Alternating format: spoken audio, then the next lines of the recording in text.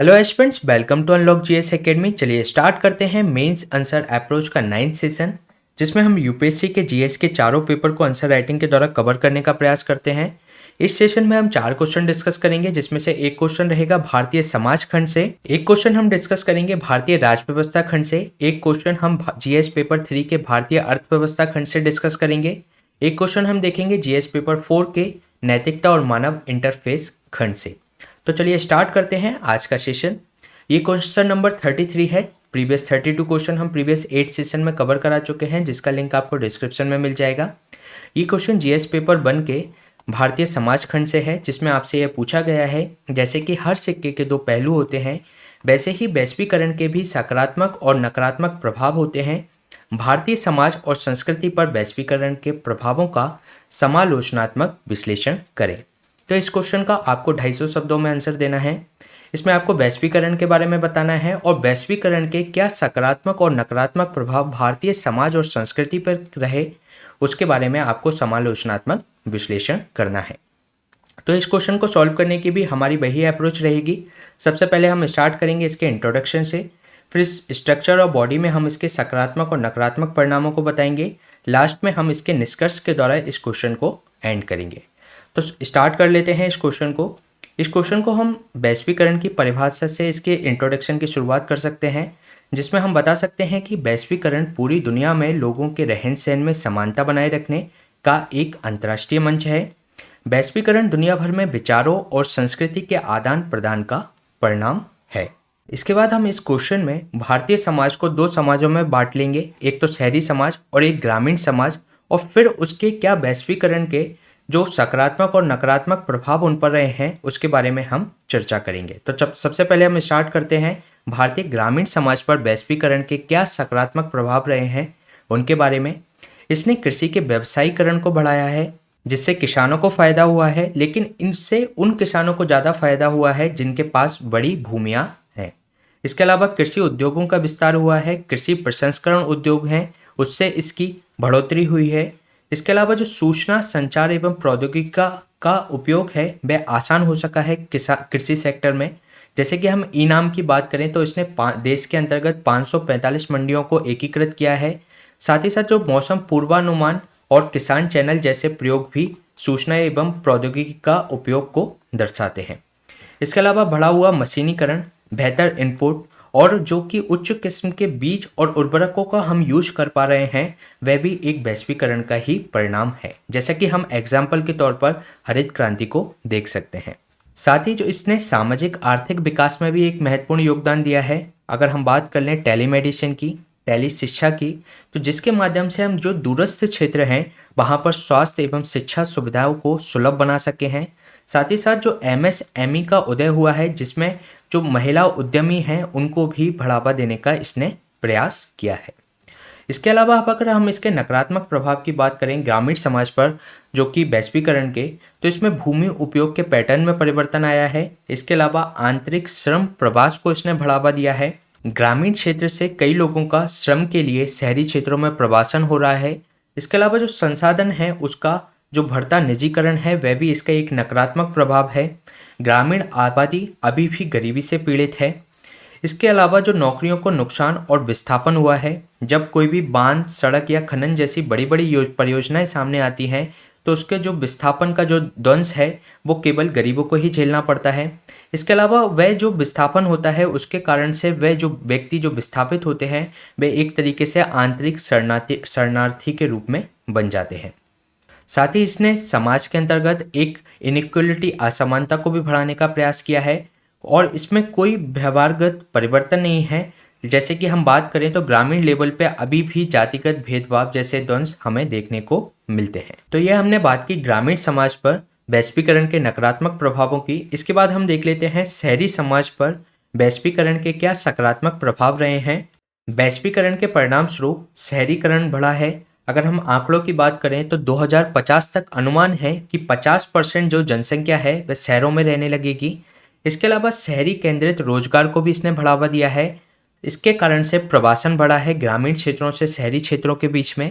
इसके अलावा जो शहरी क्षेत्र हैं उसमें नौकरी के अवसर भी बढ़े हैं, क्योंकि यहाँ पर कई सारी एमएनसीज आई हैं और एफडीआई भी यहाँ पर कई मात्रा में आया है। इसके अलावा जो गिग इकोनॉमी है उसने भी इसको बढ़ावा दिया है, जिसमें ओला, उबर और जोमेटो जैसी कंपनियों ने गिग इकोनॉमी को बढ़ावा दिया है, लोगों को रोजगार देने में सहायता प्रदान की है। इसके अलावा इससे प्रति व्यक्ति आय में इंक्रीज हुआ है, उन्नत जीवन शैली हुई है लोगों की, बेहतर बुनियादी ढांचा स्थापित कर पाए हैं, शिक्षा, स्वास्थ्य और परिवहन के उत्तम माध्यम यहाँ पर स्थापित किए जा सके हैं। इसके अलावा जो डिजिटलीकरण में भी यहाँ पर वृद्धि हुई है, दुनिया भर की घटनाओं के जो सेवाओं की जो जागरूकता है, नागरिकों की जागरूकता, इसने इंक्रीज करने में महत्वपूर्ण योगदान दिया है। लेकिन जैसे कि सिक्के के दो पहलू होते हैं, तो इसने भारतीय शहरीकरण पर, समाज पर वैश्वीकरण के कुछ नकारात्मक प्रभाव भी रहे हैं, उसको हम देख लेते हैं। इसने जो पारिवारिक संरचना है उसमें एक महत्वपूर्ण बदलाव किया है, जिसमें प्रवासन बढ़ा है और जो संयुक्त परिवार हैं वह एकल परिवार में टूट गए हैं। इसके अलावा जो पश्चिमी जो प्रभाव है व्यक्तिवाद का, उसने युवाओं की जो आकांक्षी पीढ़ी को उसने जन्म दिया है। विवाह मूल्य जो थे हमारे सिस्टम में, उसमें तलाक के मामले बढ़ने लगे हैं, समय समय पर रिपोर्ट किए जाने वाले विवाहेतर संबंध भी देखने को मिलते हैं। समाज के अंतर्गत मैकडोनलाइजेशन बढ़ा है, जो कि संस्कृति, जो फास्ट फूड की संस्कृति, रेस्टोरेंट की संस्कृति को भी बढ़ावा इसके अंतर्गत दिया गया है। जो वॉलमार्टाइजेशन की अगर हम बात करें तो बड़े बड़े जो डिपार्टमेंटल स्टोर होते हैं उनको वॉलमार्टाइजेशन कहते हैं। इसने जो पारंपरिक व्यवसाय हैं उनको समाप्त कर दिया है, और जो जीवन शैली जो रोग हैं, जो कि हमारे लाइफस्टाइल डिसीजेस के रूप में जानते हैं, जैसे कि डायबिटीज़ जैसी बीमारियां हैं, तो उनको बढ़ावा देने में इसने एक महत्वपूर्ण योगदान दिया है। इसके अलावा जो शहरी फैलाव हुआ है, जिससे कि जो स्लम एरियाज हैं, झुग्गी झोंपड़ियां हैं, उसमें इंक्रीमेंट हुआ है, जिसका लोगों के जो जीवन स्तर पर काफ़ी नकारात्मक प्रभाव पड़ा है। तो ये हमने डिस्कस किया जो शहरी समाज पर नकारात्मक प्रभावों को। चलिए चलते हैं नेक्स्ट क्वेश्चन पे। नेक्स्ट क्वेश्चन ये जीएस पेपर 2 का है, जिसमें भारतीय राज व्यवस्था खंड से संबंधित है, जिसमें आपसे कहा गया है कि जो संघीय साथ ही राजकोषीय प्रणाली दोनों में कई बाधाएं और चुनौतियां हैं, उन समस्याओं का हिस्सा है जिन्हें देश में प्रभावी राजकोषीय संघवाद प्राप्त करने के लिए हल किया जाना चाहिए। इसका आपको समालोचनात्मक विश्लेषण करना है। तो इसमें हमें बताना है कि प्रभावी राजकोषीय संघवाद से संबंधित जो बाधाएं और चुनौतियां हैं उनको किस तरीके से हल किया जा सकता है, उसका हमें प्रभावी राजकोषीय संघवाद किस तरीके से स्थापित किया जा सकता है, उसको हमें समालोचनात्मक विश्लेषण करना है। तो इस क्वेश्चन को हम स्टार्ट राजकोषीय संघवाद क्या है इसकी परिभाषा से हम इसको स्टार्ट कर सकते हैं, जिसमें हम बताएंगे कि राजकोषीय संघवाद एक संघीय प्रणाली में सरकार की इकाइयों के बीच वित्तीय संबंध है। ये व्यापक सार्वजनिक वित्त अनुशासन का हिस्सा है। इसके अलावा हम इसमें ये बता सकते हैं कि सर्वप्रथम जो राजकोषीय संघवाद शब्द का जो उपयोग किया था वह जर्मन मूल के अमेरिकी अर्थशास्त्री रिचर्ड मुस्ग्रेव के द्वारा किया गया था। इसके बाद हम इसमें बात करेंगे कि भारत में राजकोषीय संघवाद से संबंधित क्या मुद्दे हैं, क्या उससे संबंधित चुनौतियां हैं। तो अगर हम बात करें भारत में राजकोषीय संघवाद से संबंधित मुद्दों के बारे में, तो राज्यों की जो घटी हुई वित्तीय क्षमता है, उनके स्वयं के राजस्व से वर्तमान व्यय को वित्त पोषित करने की क्षमता घट गई है। अगर हम बात करें 1955-56 के आंकड़े की, तो वह 69% थी, जो अब घटकर कितनी हो गई है 2019-20 में 38%। इसके विपरीत अगर हम बात करें तो जो राज्य सरकारों के व्यय लगातार बढ़ते जा रहे हैं। इसके अलावा अगर वे राज्य चाहें भी तो वे कर नहीं बढ़ा सकते, क्योंकि पेट्रोलियम उत्पाद, बिजली व शराब को छोड़कर जो अन्य अप्रत्यक्ष कर हैं वे जीएसटी में शामिल हैं, और जीएसटी में बदलाव करने के लिए जीएसटी काउंसिल की सहमति की आवश्यकता होती है। इसके अलावा अगर हम बात करें तो 14th फाइनेंस कमीशन ने जो विभाजनकारी पूल होता है, जिसको हम डिविजिबल पूल कहते हैं, उसके अंतर्गत हस्तांतरण को बढ़ाया है। उसने 32% से 42% हस्तांतरण कर दिया था। इसके अलावा जो 15 फाइनेंस कमीशन की बात करें तो उसमें भी ये 41% हस्तांतरण राज्यों को किया जाता है। लेकिन अगर हम बात करें तो गैर विभाजनकारी जो पूल है उसमें भी लगातार वृद्धि हुई है। इसको हम इस आंकड़े से पोषित कर सकते हैं कि 2012 में जो गैर विभाजनकारी पूल था वह 9.43% था, जो कि 2020 में 15.7% हो गया।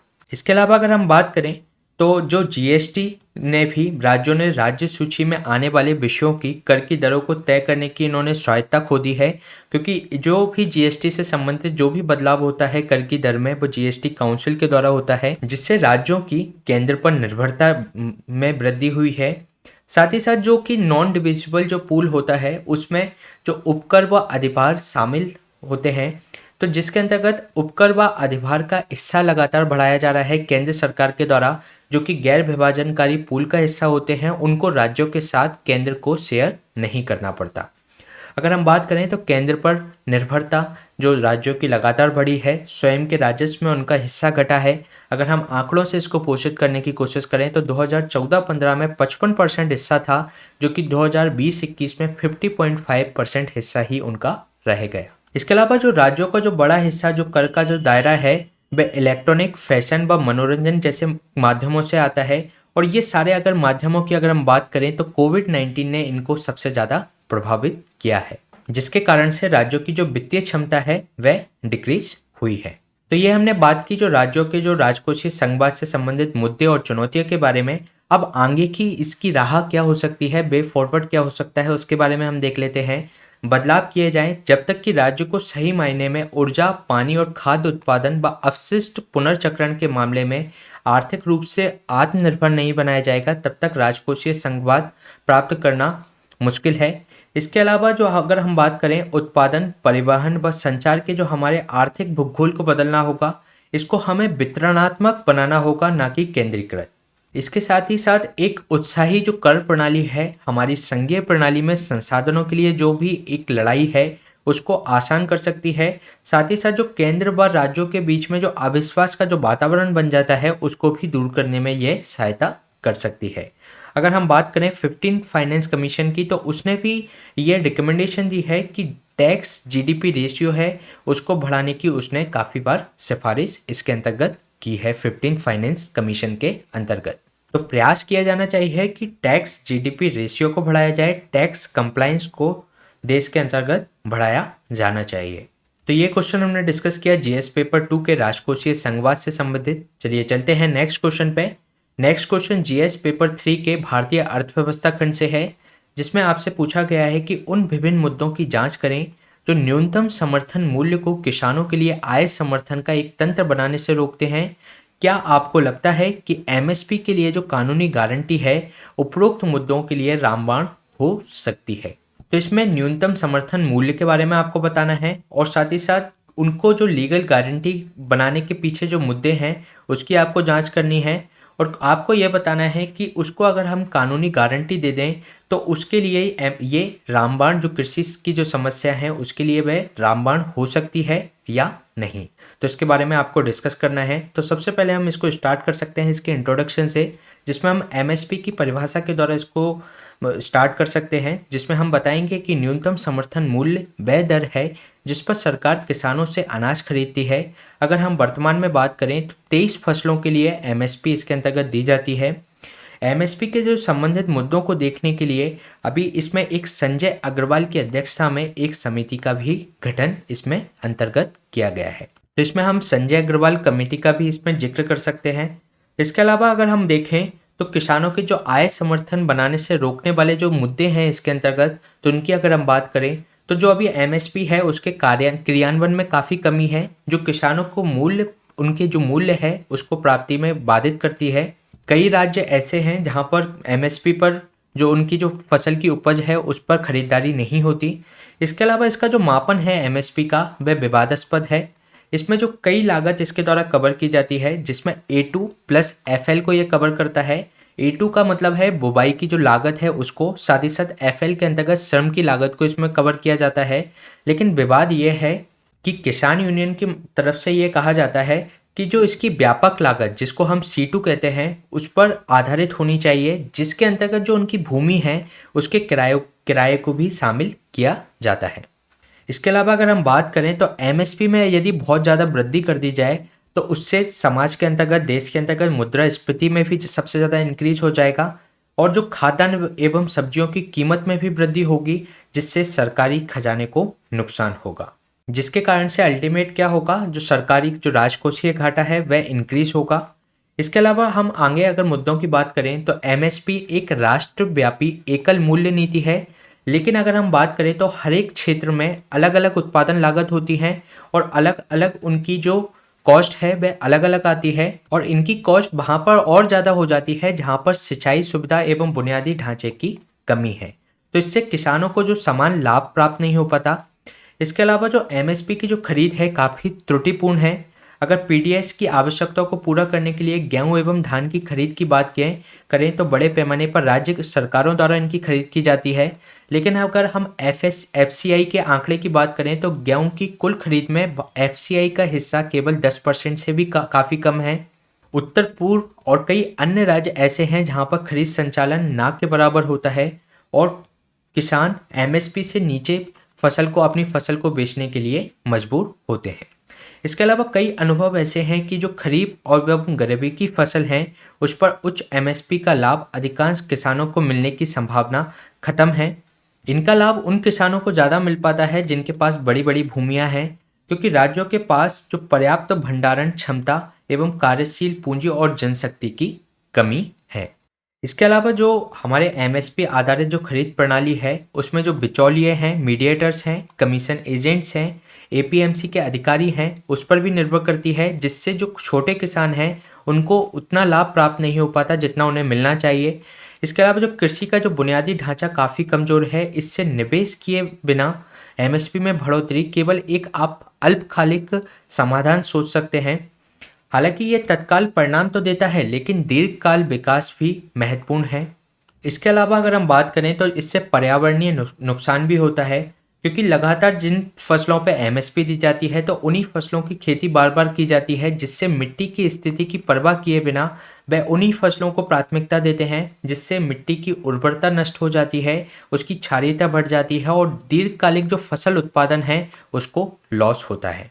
तो ये हमने बात की एमएसपी से संबंधित मुद्दों के बारे में। इसके बाद हम देखते हैं कि जो एमएसपी के लिए जो कानूनी गारंटी है उसको देने के पीछे क्या तर्क हैं। अगर हम बात करें तो केंद्र में अभी 23 फसलों के लिए एमएसपी दी जाती है, जिसमें से 7 अनाज हैं, 5 दालें हैं, 7 तिलहन हैं, साथ ही साथ 4 व्यावसायिक फसलें हैं। और जो एमएसपी अगर तकनीकी रूप से बात करें तो सभी लागतों पर लगभग मिनिमम 50% रिटर्न सुनिश्चित करता है, लेकिन अगर हम बात कर लें तो ये काफ़ी हद तक अभी कागज़ पर ही है और जो अधिकांश हिस्सों में फसल की कीमत एमएसपी से काफ़ी नीचे दी जाती है। साथ ही इसके पीछे कोई लीगल गारंटी या वैधानिक समर्थन ना होने के कारण किसान इसकी अपने हक के रूप में मांग भी नहीं कर पाते। तो अगर इसकी लीगल गारंटी दे दी जाएगी तो जो 50% की जो सुनिश्चित करना है वह जो कागज़ पर है वह उसको धरातल पर स्थापित किया जा सकता है। साथ ही साथ जो फसल की कीमत कई राज्यों में एमएसपी से काफ़ी नीचे होती है, तो वहाँ पर अगर लीगल गारंटी होगी तो वह किसान उसकी लीगली रूप से उसकी मांग कर सकते हैं। तो ये जो तर्क हैं वो लगातार किसान यूनियंस के द्वारा दिए जाते हैं कि वैधानिक इसको समर्थन मिलना चाहिए एमएसपी के लिए। लेकिन अगर हम बात करें तो एमएसपी को वैधानिक गारंटी देने के संबंध में कुछ चुनौतियां हैं। अगर हम बात करें तो वैधानिक जो एमएसपी है वह टिकाऊ नहीं है, वह अनसस्टेनेबल है।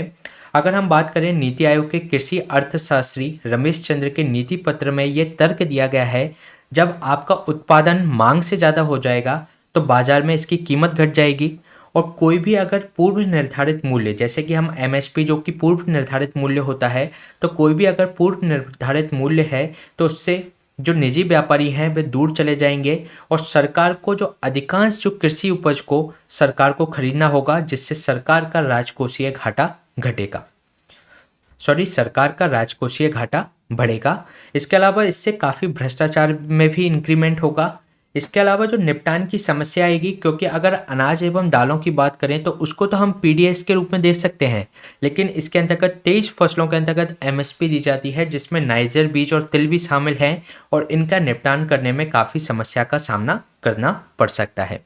इसके अलावा अगर उच्च खरीद लागत, अगर हम एमएसपी को काफ़ी अधिक बढ़ा दिया जाए तो उच्च खरीद लागत होने के कारण देश के अंतर्गत इन्फ्लेशन, मुद्रास्फीति में वृद्धि होगी, जो कि अंततः अगर हम बात कर लें तो गरीबों को प्रभावित करेगी। तो ये हमने बात कर ली एमएसपी को वैधानिक गारंटी देने की चुनौतियों के बारे में। अगर हम बात करें तो केवल एमएसपी के लिए कानूनी समर्थन कृषि क्षेत्र की समस्या का समाधान नहीं कर सकता। इसके पीछे हम तर्क देखते हैं कि जो अन्य मुद्दे हैं, जैसे कि हम मंडियों में अगर कार्टेल देखने को मिलता है जो राजनेताओं और वहाँ के जो बिचौलिए होते हैं उनके बीच में, जिससे जो छोटे किसान हैं उनको उनका उचित मूल्य नहीं मिल पाता। तो इसकी समस्या का समाधान किया जाना चाहिए। साथ ही साथ इस जानकारी का अभाव कि किसानों को कि कौन सी फसल उगाएं और उसे कब उगाएं और उनमें कौन से पोषक तत्वों की कमी है, तो इसकी उनको जानकारी नहीं होती। तो इसका भी समाधान किया जाना चाहिए। इसके लिए अगर हम बात करें तो soil health card scheme Bharat सरकार के द्वारा शुरू की गई है। इसके अलावा उपज की सेल्फ लाइफ बढ़ाने के लिए जो अगर अगर हम बात करें कटाई के बाद उनकी सेल्फ लाइफ इंक्रीज करने के लिए किसानों के पास तकनीक की कमी है, जो कोल्ड स्टोरेज फैसिलिटी है उनके पास कम है, और सिंचाई के लिए जो पर्याप्त सुविधाएं भी उनके पास नहीं है। लगभग हम 50% कृषि की बात कर लें तो वो वर्षा पर निर्भर है। उपज को साथ ही साथ उपज को स्टोर करने के लिए गोदाम की भी उन पर कमी है। और अगर उन्हें कानूनी समर्थन दिया जाता है, एमएसपी को उसकी लीगल बैकिंग की जाती है, तो हो सकता है कि व्यापार को उन स्थानों से दूर करने का खतरा हो सकता है जहां पर कानून का सख्ती से पालन होता है। तो इसमें हम इन पॉइंट के माध्यम से ये बताने की कोशिश की कि एमएसपी के लिए केवल कानूनी समर्थन ही कृषि क्षेत्र की समस्या का समाधान नहीं कर सकता। इसके बाद हम इसके निष्कर्ष की बात कर लें तो जो एमएसपी है एक अल्पकालिक समाधान है। हमें ज़रूरत है एक दीर्घकालिक समाधान की, जो कृषि क्षेत्र में नीतिगत सुधारों की आवश्यकता सरकार की तरफ से की जानी चाहिए। तो ये क्वेश्चन हमने डिस्कस किया एमएसपी से संबंधित। चलिए चलते हैं नेक्स्ट क्वेश्चन पे। नेक्स्ट क्वेश्चन ये जीएस 4 से संबंधित है, जिसमें आपसे कहा गया है कि नीति शास्त्र में किसी कार्य के नैतिक या अनैतिक होने के निर्धारण में कर्ता के इरादे, ये रॉन्ग है, इरादे की भूमिका को वर्तमान दौर में अधिक महत्व दिया जा रहा है। मानवीय कार्यों में नैतिकता के निर्धारक तत्वों के संदर्भ में इस पर चर्चा कीजिए। तो इसमें आपसे पूछा गया है कि नीति शास्त्र में किसी भी कार्य के नैतिक या अनैतिक होने के लिए जो इरादे या इंटेंशंस की भूमिका को वर्तमान दौर में अधिक महत्व दिया जाता है, इसके बारे में आपको इसका निर्धारण करना है। तो इसको सबसे पहले हम स्टार्ट कर सकते हैं इसके परिचय से। इसमें हम बता सकते हैं कि प्राचीन काल से ही प्राय सभी समाजों में दंड व्यवस्था नैतिक सिद्धांतों के आलोक में लागू की जाती रही है। किसी भी व्यक्ति का जो कार्य है उसके नैतिक या अनैतिक होने की सुनिश्चितता उसके बाद ही उसके संबंधित दंड संबंधी निर्णय लिए जाते हैं। तो इसके अंतर्गत जो दंड संबंधी निर्णय लिए जाते हैं वे नैतिकता के आधार पर ही लिए जाते हैं। इसके बाद अगर हम बात करें तो किसी कर्म के नैतिक या अनैतिक सिद्ध करने के जो निर्धारक तत्व हैं वे ये 6 तत्व हैं, जिसमें हम कार्य की बात करते हैं, किस कर्ता के द्वारा वो किए गए हैं उसकी बात करते हैं, पीड़ित या लाभार्थी की उसके द्वारा बात की जाती है। इसमें इरादा और जो प्रयोजन जिस क्वेश्चन में पूछा गया है वह भी एक महत्वपूर्ण अंग है। साथ ही साथ उस समय की परिस्थितियां क्या रही हैं उसके आधार पर भी उसके नैतिक या अनैतिक होने का निर्धारण किया जाता है, और उसका परिणाम क्या रहेगा कारक पर या कर्ता पर, तो उसके आधार पर भी किसी भी कार्य के नैतिक या अनैतिक होने के वह निर्धारण करता है। अगर हम बात करें इसके इरादे या प्रयोजन की क्या भूमिका है जिस क्वेश्चन में पूछा गया है, अगर हम एक दो एग्जाम्पल के द्वारा इसको पोषित करने की कोशिश करें तो इसमें व्यक्ति अपने मित्र को, अगर मकान की छत पर बात करें तो ऊंचे स्थान पर बैठा है उसका जो मित्र है, और उसे अगर जो व्यक्ति है वो उसे मजाक से चौंका देता है, अचानक चौंका देता है, उससे क्या होता है वह ऊंची जगह पर बैठा हुआ होता है और वह नीचे गिर जाता है, इसके द्वारा उसकी मृत्यु हो जाती है। तो इस आधार पर उस व्यक्ति पर एक गैर इरादतन हत्या का मुकदमा दर्ज किया जाएगा, क्योंकि व्यक्ति ने इरादा रख के या इंटेंशन रख के उसके मित्र की जान नहीं ली, बल्कि एक अचानक एक मजाक के दौरान उस व्यक्ति की जान चली गई, जिसका जो अनुमान उस व्यक्ति को नहीं था।